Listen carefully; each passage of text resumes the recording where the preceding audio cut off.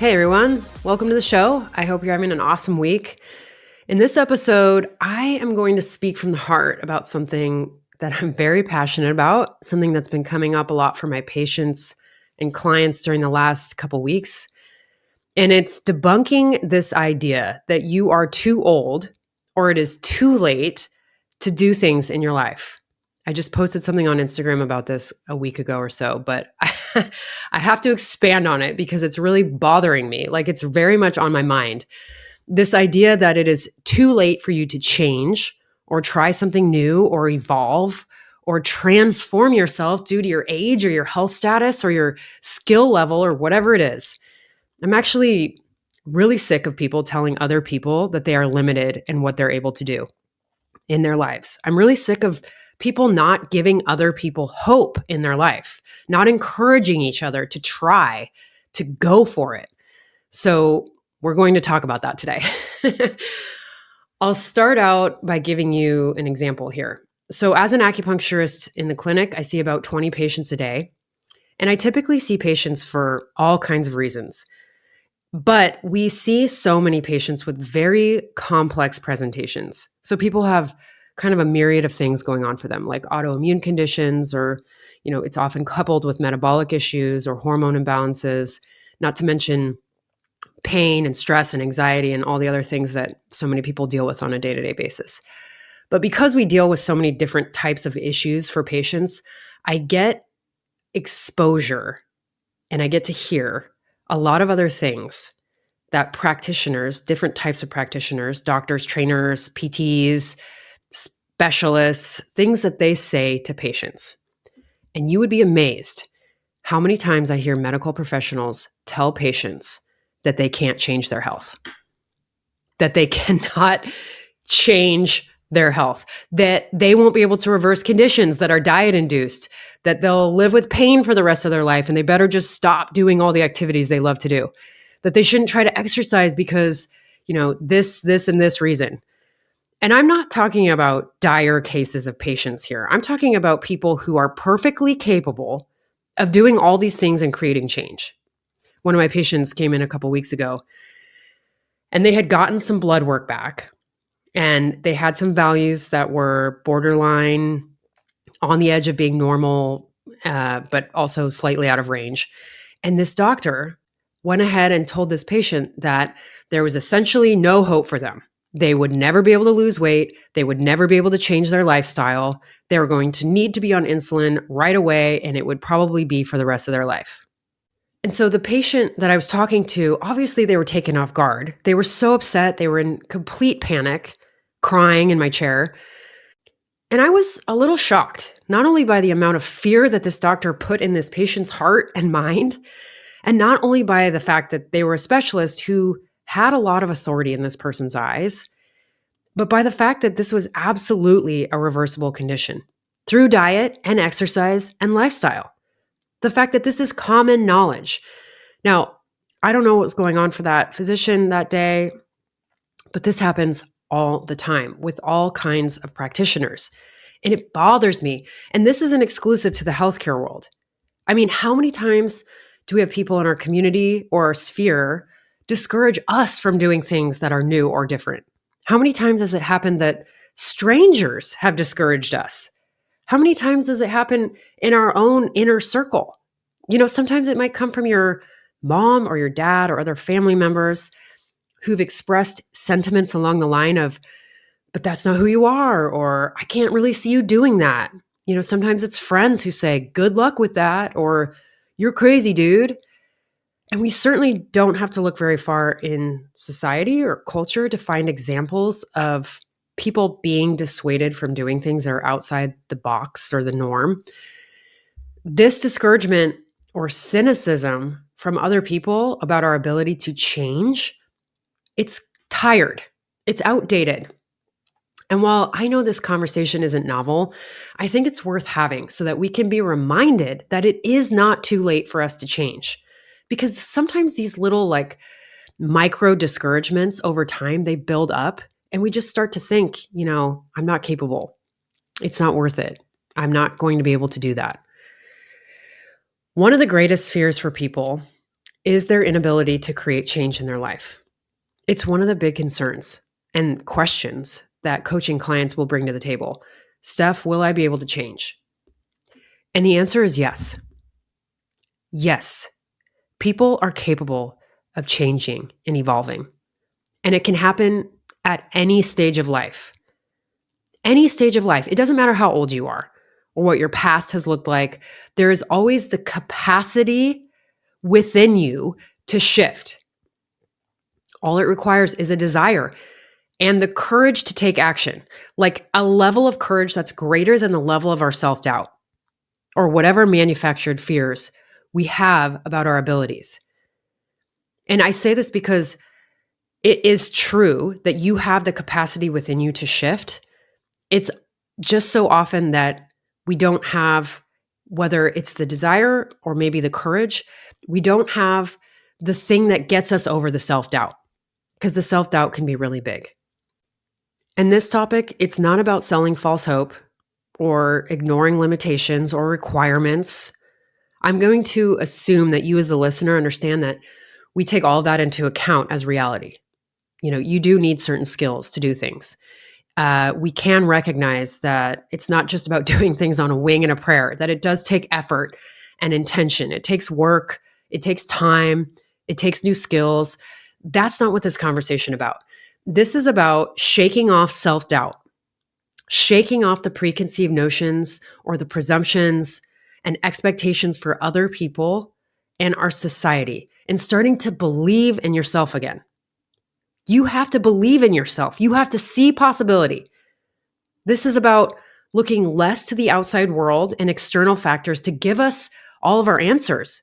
Where should I go? What should I do next? Am I capable? And more about turning inward and listening to what you as the individual truly want, and then going for it. Here's what I see. You probably see this too, actually. I see clients turn their health around in the matter of months. I see people heal from injuries that they never thought that they would recover from. I see people shift relationships, all kinds of relationships, for the better. I see people kick toxic habits for good. I see people getting in the best shape of their life in their 40s and their 50s, maybe for the first time in their life. I see people find new communities and friendships, and all of a sudden it's like someone turned the light on inside of them. I've seen people leave horrible relationships and come back to life. I see people quit their careers, take a sharp left turn and do something completely different and find absolute fulfillment in that. I've had clients who sold everything they own and moved across the world because they had a desire to have a different experience. I have seen so many examples of people creating positive change in their life at all stages of their life.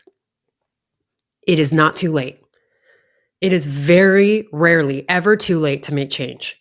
And if you could give yourself permission to start to do the things that you desire, you would see that change can happen in your life as well. I remember around 2018, I was getting really intrigued by the idea of becoming a personal coach for people officially. It was something I was really excited about. I was passionate about it. And I had been dabbling in the coaching world for a long time, having mentors and, just getting really into it. But I struggled and really wrestled with the thought so much, mostly because I was very reluctant to give myself permission to do something different than what I had been doing for the past 9 years, which was pour myself into acupuncture and Chinese medicine and build my practice. I thought to myself things like, well, Steph, you can't switch careers right now. You paid all this money and you paid off all these student loans for graduate school. You spent so many hours studying and learning the medicine. This is who you are. This is part of your identity. You can't switch gears like that. And it seems really silly now, but I was worried that it would be the wrong move and what other people might think about it, what it would look like to them, or even my own ability to do it. And that's just a small example, but I bet you have things like that in your life too. Situations where you feel like it's too late for you, that ship has sailed, that you'd be too far behind if you changed paths. Don't fall into that trap, please. One of the most common regrets that people report at the end of life is, I wish I'd had the courage to live a life true to myself, not the life that others expected of me. People say, I wish I would have taken more risks. God, when you hear that, it's just a gut punch because it's so relatable. I don't want to have regrets. I don't want to live a life for somebody else, the life that others expected of me. So how do we prepare ourselves to summon that courage that we need to do the thing we want to do, to create the change we want?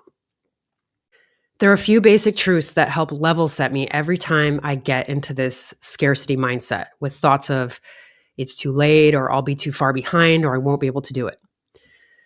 First one, number one, there is evidence all around us of people who successfully and joyfully created powerful change in their life. And as a result of that change, they've dramatically improved their circumstances, their well-being, their sense of freedom. The evidence is seriously everywhere around us. All you have to do is look around. The second one, number two, nobody else can walk our path except for us. Nobody else can live in our body. Nobody else has to deal with the repercussions of our decisions in the way that we do. Nobody has to lay in bed at the end of life and deal with any of the regrets that we had except for us. And many outsiders might have opinions about how we live, what we do, but we truly are the only ones who know what's best for our life's path.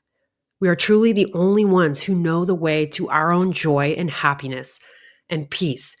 And that truth is so profound for me. And finally, number three, the idea that the greatest rewards that we will ever experience on this earth come from growth and overcoming challenge. Growth is one of our top desires. Nobody wants stagnation. Nobody wants stuckness. We as humans, we desire evolution and expansion and development. So why would we deny ourselves those things when they are core desires and core needs? So please hear this when I say it is not too late for you. It is not too late for you to turn your health around. Good God, it is not too late. It is not too late for you to start a new workout routine. Get stronger, build your confidence in your health and your wellness. It's not too late to forgive yourself or forgive others in your life. It's not too late to work on your mindset, team, or some of your old negative patterns of thinking, to have a different mindset.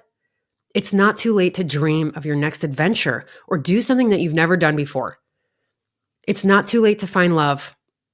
Even if you've had a track record of broken hearts or broken relationships, it's not too late to pursue a goal or learn a new skill or get the education you want or switch career paths if that's what's calling you.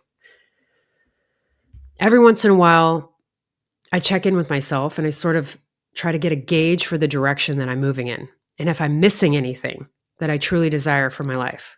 I work with a lot of people who experience tragedy and loss, things that prevent them from doing what they want to do. And so it's always on the forefront of my mind that life is short and precious. I mean, I lost my dad to leukemia when I was 7 years old. He was 33. I've lost friends who were too young. And I don't mean this in a morbid way, but one of the barometers that I use for myself is this question: what would I do in my life if I knew I didn't have much time left? What would I regret not doing? And that often reveals the things that really matter to me. And even if I can't jump into action right away and do those things immediately, those questions help point me in the direction of which way to go. It's very level setting. It's just a really quick way to cut through the BS.